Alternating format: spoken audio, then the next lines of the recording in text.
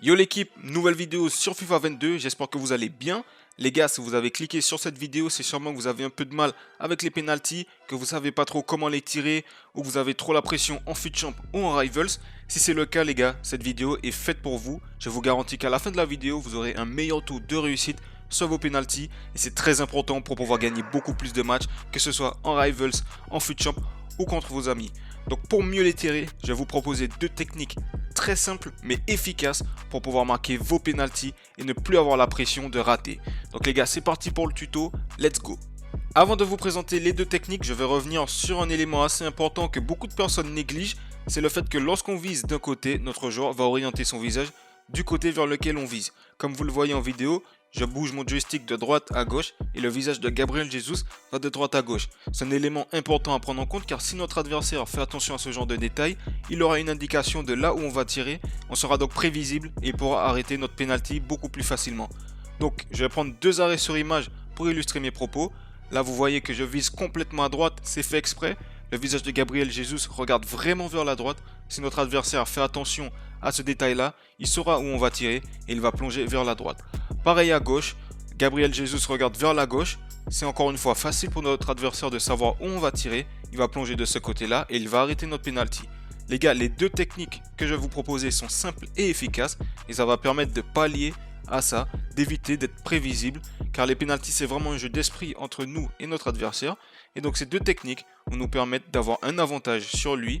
Ou en tout cas d'avoir plusieurs cordes à notre arc pour pouvoir marquer nos penaltys. Donc les gars, c'est parti pour la première technique. Comme je vous ai dit, l'orientation du visage, ça joue beaucoup. Donc là, on va feinter notre adversaire. On va faire mine de tirer sur un côté pour au final se repositionner au centre.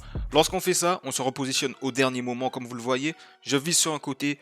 Au dernier moment, je me repositionne au centre. Lorsqu'on se repositionne au centre au dernier moment, notre adversaire n'a pas le temps de voir qu'on a changé la direction de notre penalty et il va donc plonger vers le côté qu'on visait au départ. Comme ça, on l'a berné, on l'a feinté. Comme je vous ai dit, c'est une bataille tactique entre nous et entre notre adversaire. C'est celui qui sera le plus malin qui va marquer.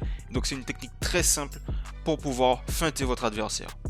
Pour la deuxième technique les gars, on va faire l'inverse de la première, on va partir du milieu pour terminer sur le côté et on va laisser aucun indice à notre adversaire puisque pendant toute notre course, le visage de notre joueur sera orienté vers le centre du but.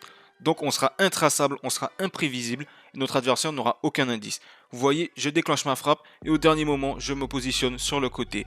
En faisant ça, on est indétectable et on va remporter la bataille tactique les gars. C'était ça la deuxième technique, simple et efficace pour tirer les pénaltys. Petit bonus pour ceux qui sont forts en time finishing ou ceux qui souhaitent le devenir, vous avez la possibilité d'utiliser le time finishing sur les penaltys pour pouvoir améliorer la précision de vos frappes. Donc ça peut être un exercice qui est compliqué au début, je ne vous conseille pas de le faire en match tout de suite, mais de vous entraîner dans les jeux techniques pour pouvoir trouver le bon timing et être toujours dans le vert. Donc je vous ai fait un petit arrêt sur image pour vous montrer à quel moment je réappuie sur rond. Donc c'est à ce moment précis, juste avant de refrapper le ballon, que j'appuie sur rond pour pouvoir déclencher le timing vert avec Gabriel Jesus. Donc n'hésitez pas à vous entraîner dans les jeux techniques comme je vous l'ai dit, à vous entraîner et une fois que vous avez trouvé le bon timing, que vous réussissez à faire le timing vert à tous les coups, à l'utiliser en match. Donc les gars, c'est la fin de la vidéo, merci si vous êtes toujours présents. On va faire un petit récapitulatif, donc on a vu deux techniques simples et efficaces pour ceux qui ont du mal avec leurs pénaux. La première, on va d'abord viser sur un côté et se recentrer. Et la deuxième technique, on va viser le milieu pour pouvoir tirer sur un côté après. Tout ça pour pouvoir feinter notre adversaire. En tout cas, si la vidéo vous a plu les gars, n'hésitez pas à liker, à vous abonner ou à partager la vidéo. En tout cas, la paix sur vous les gars. Et je vous dis à la prochaine vidéo. Tchuss!